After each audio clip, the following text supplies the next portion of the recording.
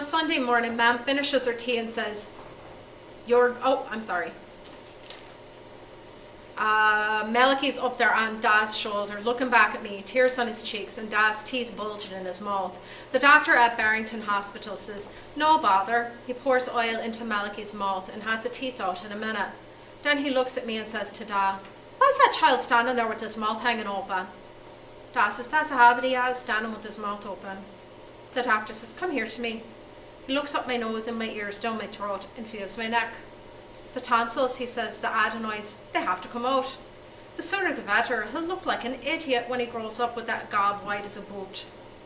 Next day, Malachi gets a big piece of toffee as a reward for sticking in teeth he can't get out, and I have to go to the hospital to have an operation that'll close my mouth. Can you picture this little kid with the... I'm sorry, I think that it's the funniest thing ever. Big teeth in his mouth. On a Saturday morning, Ma'am finishes her tea and says, you're going to dance. Dance? Why? You're 7 years old, you made your first communion, and now 'tis time for the dancing. I'm taking you down to Catherine Street to Mrs. O'Connor's Irish dancing classes.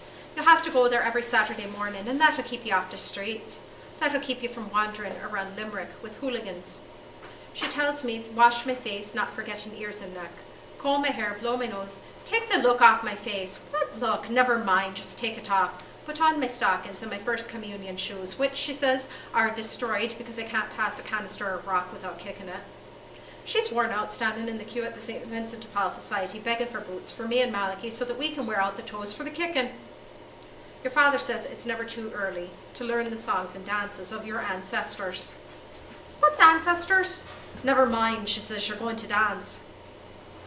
I wonder how I can die for Ireland if I have to sing and dance for Ireland too. I wonder why they never say you can eat sweets and stay home from school and go swimming for Ireland. Ma'am says, don't get smart or I'll worm your ear. Cyril Benson dances. He has medals hanging from his shoulders to his kneecaps. He wins contests all over Ireland, and he looks lovely in his saffron kilt. He's a credit to his mother, and he gets his name in the paper all the time, and you can be sure he brings home the few odd pounds. You don't see him roaming the streets, kicking everything in sight till the toe hang out of his boots. Oh no, he's a good boy, dancing for his poor mother. Ma'am wets an old towel and scrubs my face till it stings. She wraps the towel around her finger and sticks it to my ears and claims there's enough wax there to grow potatoes. She wets my hair and makes it lie down. She tells me to shut up and stop whining, that these dancing lessons will cost her 6 pence every Saturday, which I could have earned bringing Bill Galvin his dinner, and God knows she can barely afford it. I tried to tell her, ma'am, sure you don't have to send me dancing school when you could be smoking a nice woodbine and having a cup of tea. But she says, oh, aren't you clever? You're going to dance if I have to give up the fags forever. If my pals see my mother dragging me through the streets to Irish dancing class, I'll be disgraced entirely. They'll think it's all right to dance and pretend you're Fred Astaire because you can jump all over the screen with Ginger Rogers. There's no Ginger Rogers in Irish dancing, and you can't jump all over. You stand straight up and down and keep your arms against yourself and kick your legs up and around and never smile. My Uncle Pa Keaton says Irish dancers look like they have steel rods up their arses, but I can't say that to Ma'am, for she'd kill me. Okay.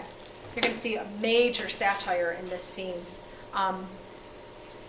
Irish dancers, maybe you've seen like Riverdance. Have you ever seen any of those kind of shows or commercials for those shows where the big long line of dancers and they're all kind of almost like tap dancing? That's modernization of this dance. Irish don't have their hands on their hips. That's Scottish. The hands should be straight at your sides if you're doing a traditional Irish dance. But I know like in Riverdance and all of those, they have their hands on their hips. It's inaccurate.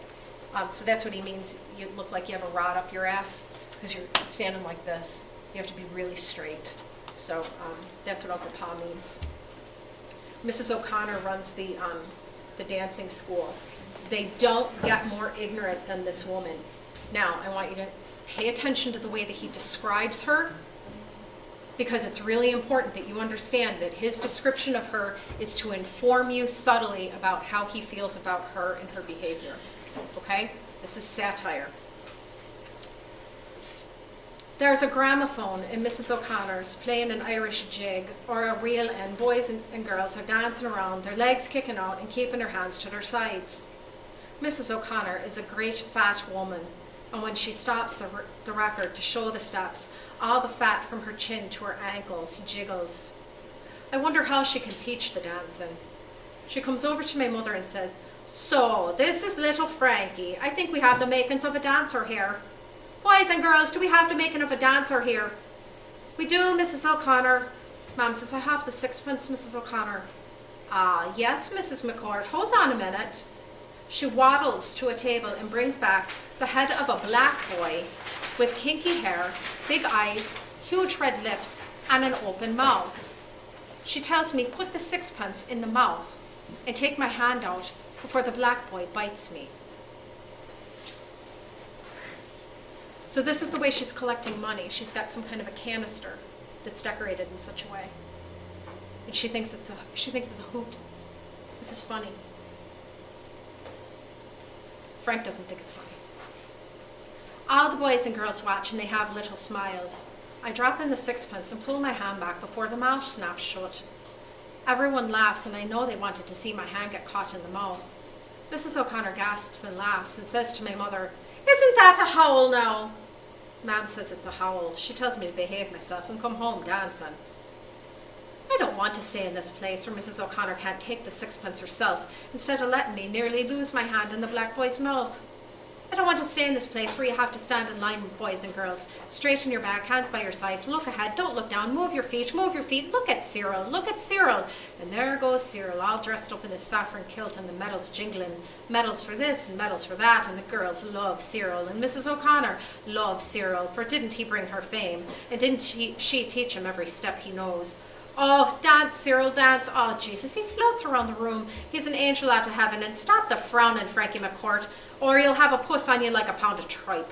Dance, Frankie, dance. Pick up your feet for the love of Jesus. 1, 2, 3, 4, 5, 6, 7. 1, 2, 3, and 1, 2, 3. Maura, will you help that Frankie McCourt before he ties his 2 feet around his pole entirely? Help him, Maura. Maura is a big girl, about 10. She dances up to me with her white teeth and her dancer's dress with all the gold and yellow and green figures that are supposed to come from olden times, and she says, "Give me your hand, little boy." And she wheels me around the room till I'm dizzy and making a pure idiot of myself and blushing and foolish till I want to cry.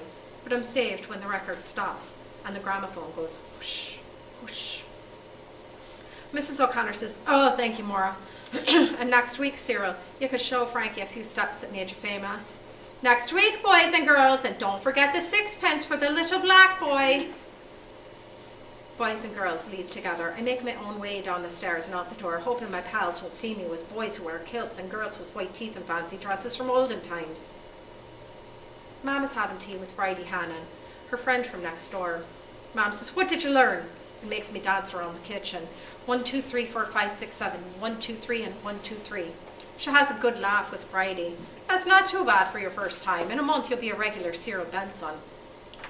I don't want to be Cyril Benson. I want to be Fred Astaire. They turn hysterical, laughing and squirting tea out of their mouths. "Jesus love him," says Bridie. "Doesn't he have a great notion of himself? Fred Astaire, how are you?" Mom says Fred Astaire went to his lessons every Saturday and didn't go around kicking the toes out of his boots, and if I wanted to be like him, I'd go to Mrs. O'Connor's every week. The fourth Saturday morning, Billy Campbell knocks at her door. "Miss McCourt, can Frankie come out and play?" Mom says, "No, Billy. Frankie has to go to his dancing lesson." He waits for me at the bottom of Berwick Hill. He wants to know I am dancing, that everyone knows dancing is a sissy thing, and I'll wind up like Cyril Benson wearing a kilt and medals and dancing over with girls. He says next thing I'll be sitting in the kitchen knitting socks. He says dancing will destroy me and I won't be fit to play any kind of football, soccer, rugby or Gaelic football itself because the dancing teaches you to run like a sissy and everyone will laugh. I tell him I'm finished with the dancing, that I have a sixpence in my pocket for Mrs. O'Connor that's supposed to go into the black boy's mouth, that I'm going to the Lyric Cinema instead. Sixpence will get the two of us in with the tuppence left over for 2 squares of Cleves toffee. And we have a great time looking at the riders of the Purple Sage. Da's sitting by the fire with Mom, and they want to know what steps I learned today and what they're called. I already did the Siege of Ennis and the Walls of Limerick, which are real dances. Now I have to make up names and dances. Mom says she never heard of a dance called the Siege of Dingle, but if that's what I learned, go ahead and dance at. And I danced around the kitchen with my eyes down by my sides, making my own music. Diddly I, die, I, die, I, diddly I, do, you. Dad and Mum clap in time with my feet. Dad says, "Oh, that's a fine dance. You'll be a powerful Irish dancer and a credit to the men who died for their country." And Mum says, "That wasn't much for 6 pence." Next week, it's a George Raft film, and the week after that, a cowboy film with George O'Brien. Then it's James Cagney. And I can't take Billy because I want to get a bar of chocolate to go with my Cleves toffee. And I'm having a great time till there's a terrible pain in my jaw, and it's a tooth out of my gum stuck in my toffee, and the pain is killing me. Still, I can't waste the toffee, so I pull out the tooth and put it in my pocket and chew the toffee on the other side of my mouth, blood and all. So the toffee in Ireland is real. It's like a Canadian toffee. It's really hard, and you bite into it. He took his tooth right out of his mouth. He's gushing blood. So he takes the tooth out, and the bloody toffee puts on the other side of his mouth and continues to chew it, while it's oozing blood on the other side still. Yeah, yuck. Okay.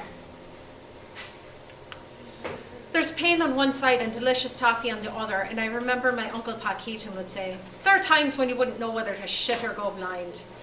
I have to go home now and worry because I can't go through the world short of tooth without your mother knowing. Mothers know everything. She's always looking into her mouths to see if there's any class of disease. She saw her by the fire and Dot is there, and they're asking me the same old questions, the dance and the name of the dance. I tell them I learned the walls of Cork, and I dance around the kitchen trying to hum a made-up tune and dying with the pain in my tooth. My mum says, "Walls of Cork, my eye, there's no such dance."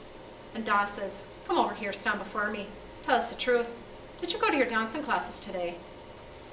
I can't tell a lie anymore because my gum is killing me and there's blood in my mouth. Besides, I know they know everything, and that's what they're telling me now. Some snake of a boy from the dancing school saw me go to the Lyric Cinema and told Mrs. O'Connor, sent a note to say that she hadn't seen me in ages, and was I all right because I had great promise and could follow in the footsteps of the great Cyril Benson.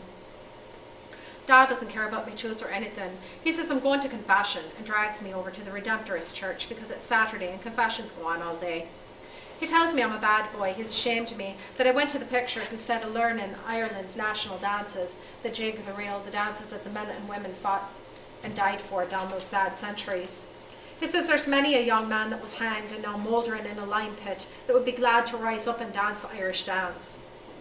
The priest is old and I have to yell my sins at him, and he tells me I'm a hooligan for going to the pictures instead of my dancing lessons. Although he thinks himself that dancing is a dangerous thing, almost as bad as the films, that it stirs up thoughts sinful in themselves. But even if dancing is an abomination, I sinned by taking my mother's 6 pence and lying, and there's a hot place in hell for the likes of me. Say a decade of the rosary and ask God's forgiveness for your dancing at the gates of hell itself, child. And we'll stop there.